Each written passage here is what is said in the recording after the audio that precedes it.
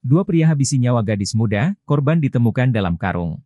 Gadis bernama Indah Fitriani, 22, dilaporkan hilang selama 5 hari. Nahas, saat ditemukan, ia sudah tidak bernyawa dan tubuhnya terbungkus karung pada Minggu, 5 Mei 2024. Tak lama setelah penemuan jasad korban, dua pelaku berhasil ditangkap. Mereka adalah berinisial CH, 23, dan FH, 21. Keduanya terpaksa ditembak lantaran hendak kabur saat ditangkap. Kasat Reskrim Polresta Cirebon, Kompol Haryo Prasetyo Seno, mengatakan peristiwa ini diketahui bermula dari keluarga korban membuat laporan orang hilang.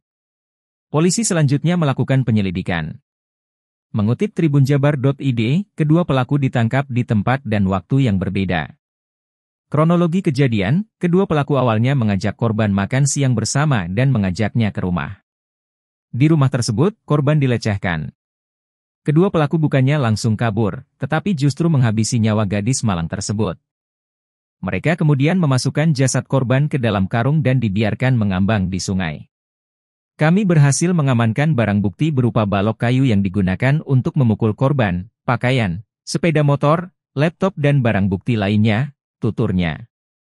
Akibat perbuatannya, kedua pelaku dapat dijerat dengan pasal 340 Yungto pasal 338 KUHP, pasal 286 KUHP dan pasal 365 KUHP, dengan ancaman hukuman maksimal 20 tahun penjara.